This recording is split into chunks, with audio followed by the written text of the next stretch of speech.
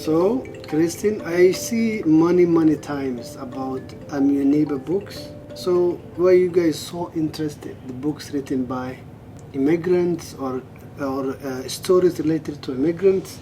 I've seen you guys advocate a lot for such books, making sure they are in different libraries, in different schools. So, tell me a little bit about why those stories, but not for every other story. Interestingly enough, it really started with 4 Somali students back in 2001. I had just moved to Portland, and I was doing work in the schools, bringing them books. I was doing book fairs, and I thought I had put out an amazing selection of multicultural books for the kids. And the first 2 students to come through the door were 2 girls in hijab who said, "Where are your books on Somalia?"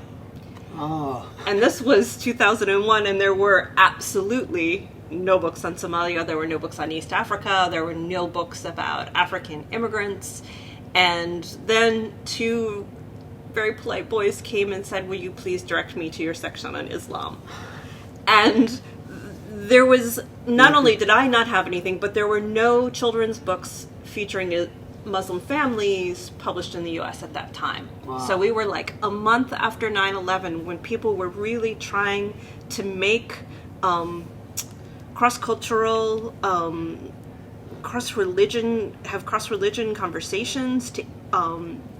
The non-Muslim community was trying to understand the Muslim community, and there were no books. And so from that moment, I started looking for a Somali book, and I started asking publishers for books featuring Muslim families. And we had the first one came out in 2011. So in 2012, we started a project called I'm Your Neighbor Books. It was Anne Sibley O'Brien, who's a children's book author, Terry Farish, who's a children's book author, and Pius Ali, who's our city councilman and a Muslim from Ghana, and Reza Jalali, who's Kurdish, living here in the United States. And we just started to say, what could we do if these books are finally starting to come out? What could we do to lift them?